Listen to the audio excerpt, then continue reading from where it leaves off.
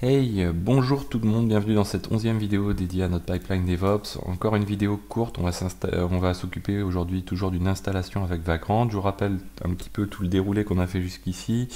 On est au stade où on génère notre infrastructure avec Vagrant. L'idée c'est d'avoir une infrastructure cible qui est la suivante, je vous le rappelle. Donc là c'est tout ce qu'on a vu déjà auparavant, hein. Donc notre infrastructure cible c'est celle-ci.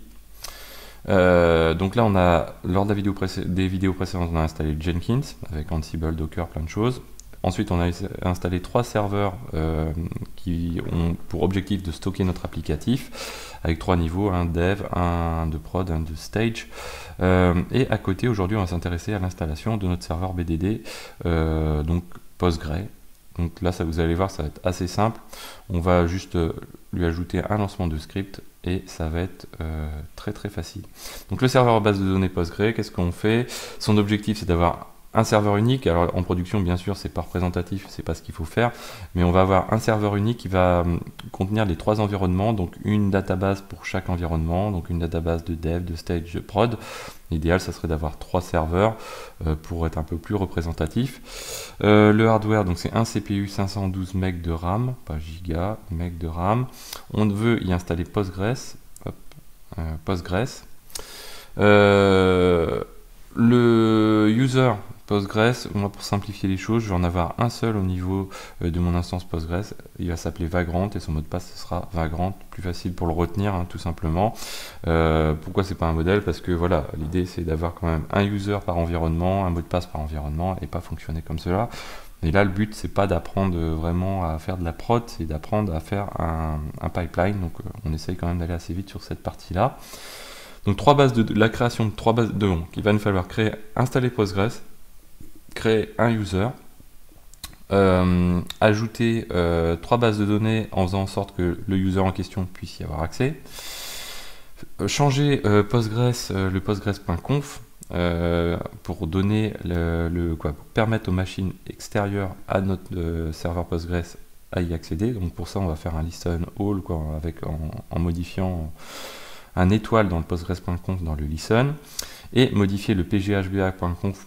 Alors là, c'est à ne pas faire, hein, vraiment, mais là, comme on est sur une instance de démo, on se permet ce qu'on veut.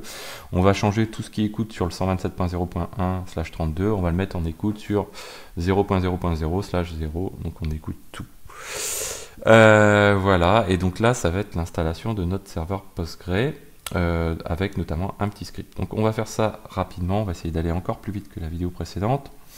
Donc première chose, on va avoir notre Vagrant file. Donc notre Vagrant file, je vous rappelle, on avait Jenkins, 3 machines de 3 serveurs. Maintenant, dans notre Vagrant file, on va rajouter donc notre partie serveur base de données ici, qu'on va intercaler avec le dernier AND, copier-coller. Donc toujours le même principe, on a un nom de serveur srv-bdd-pipeline, vous pouvez l'appeler srv-bdd tout court, le nom de l'image que l'on va utiliser, le nom de l'URL que Vagrant va utiliser par défaut pour le retrouver, le nom du hostname qu'on rappelle pour Vagrant, l'IP, l'IP d'ailleurs on a une petite coquille, hop, il faut fermer ici, voilà. Ensuite, le NAT DNS host resolver, le NAT DNS proxy, la mémoire, donc on a dit 512 MB. Ensuite, le nom pour VirtualBox, hein, ça je vous rappelle, c'est toute la partie qui est liée au provider. Donc nous, on a un provider de type VirtualBox, on peut avoir du Docker ou autre, et un CPU. Ensuite, qu'est-ce que l'on fait? On fait toujours notre petite commande SSH, et là, on va faire comme on avait fait pour notre Jenkins, on va jouer un script shell, tout simplement. Donc notre script shell, on va se rendre dedans. Donc notre script shell, on a un install. Alors c'est pas celui-ci, srv postgres. Donc dedans on fait quelque chose de très simple. Donc on récupère l'IP comme on avait fait pour notre Jenkins, on fait un petit echo start et le nom l'IP en question, on dit qu'on commence à installer Postgres et on fait un update de la machine, on fait un install d'une part des hop. Alors on va se mettre un -y aussi ici. Un install de Vim, de Git, de wget, de curl, de Git là on l'a déjà, ensuite de Postgres 11, et après, donc une fois que Postgres est installé, on va pouvoir jouer des commandes dessus. Donc, première commande, on va créer un user, comme je vous disais, un user qui se nomme Vagrant avec un password Vagrant. Donc on joue une commande PSQL, vous voyez, donc on lance un bash qui lance un PSQL-C pour pouvoir passer une commande. On fait la même chose ensuite pour créer une database de dev, une database de stage et une database de prod, et à chaque fois on indique que le owner c'est Vagrant. Ça à nos droites, on est nickel. Ensuite on a dit qu'on allait rendre postgres.conf, on allait modifier le postgres.conf pour faire un listen all, donc écouter sur toutes les IP de la machine et pas simplement le localhost. Donc nous on recherche cette ligne-ci, donc le listen addresses à localhost, et on le modifie en listen addresses étoile. Ensuite on modifie aussi le PGHBA pour lequel on recherche le 127.0.1/32 qu'on modifie en 0.0.0.0/0. Et derrière bien sûr on fait un Postgres restart. Donc voilà, on enregistre. Donc moi je copie toujours mes fichiers, donc mon Vagrant. Hop. Ok, si je fais ça, ça va pas marcher. CP de Vagrant file. On remet ça dans Vagrant. On fait un CP de install de Postgres que je remets également dans Vagrant. Donc je vais me rendre dans Vagrant. Alors petite particularité, c'est que j'ai laissé up les machines de la vidéo précédente. Donc là, Vagrant, comme il fonctionne en mode descriptif, il va rejouer uniquement ce qu'il a besoin de rejouer. Donc ça va être intéressant à voir. Donc je fais un Vagrant up toujours. Je me suis mis à l'endroit où j'ai bien l'ensemble de mes éléments. Je peux utiliser la commande Vagrant qu'à partir de l'endroit où j'ai mon Vagrant file. Donc là, très bien, je suis au bon endroit. Donc Vagrant up. Et c'est parti. Donc du coup, là, il check. Et là, il se rend compte que j'ai mes 4 machines précédentes qui sont déjà up. Donc il ne va rien jouer dessus, il va juste les mettre up. Et ensuite, qu'est-ce qu'il fait? Il va s'occuper du serveur BDD. Donc là, il va lancer, hop, vous voyez qu'il s'est rendu très très vite sur le serveur BDD. Et là, il est en train de le mettre up. Et il va jouer ensuite l'installation. Vous allez voir que ça va aller relativement vite. Hop. Donc là, il attend simplement d'avoir le réseau, le SSH. D'ailleurs, voilà, ça devrait arriver. Donc, il a lancé la machine, activé les interfaces. Et ça devrait arriver. Voilà, c'est parti. Donc là, il va lancer le script. Donc il a fait le petit bout de shell qu'il y avait auparavant. Et maintenant, il est en train, vous voyez, dès que ça commence à changer de couleur comme ça, donc il a copié le fichier, le script shell sur le /tmp de la machine en local et il vient de le lancer.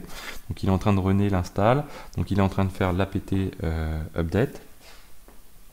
Donc, ça devrait aller quand même assez vite. Donc ça, ce petit message là, c'est rien du tout.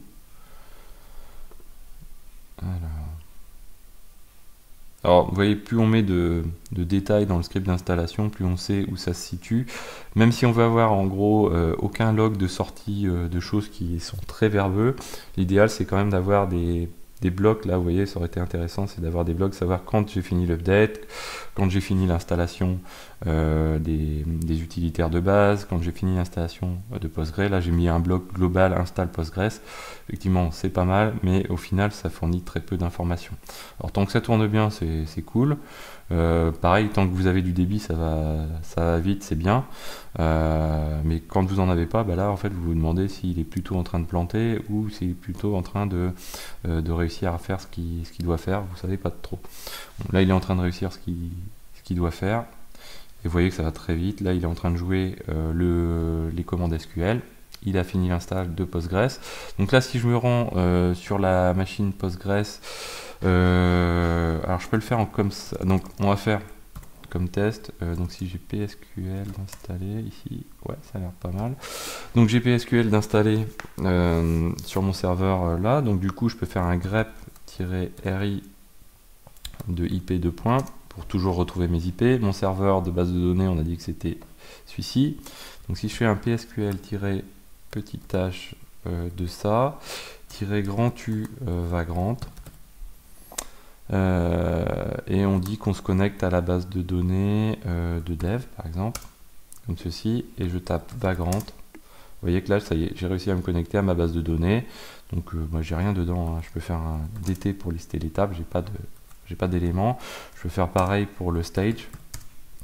Donc Vagrant. J'ai rien dedans non plus, mais je suis bien connecté dessus. Et puis bah, pareil pour la prod. Alors, on pourrait faire un script de check, hein, d'installation. C'est pas l'objectif non plus de tout contrôler tout le temps. Voilà, donc j'espère que cette vidéo vous a plu. N'hésitez pas à la partager, à en parler autour de vous. Mettre des pouces bleus, c'est ce qui me motive. Et je vous dis à très bientôt sur Xavki.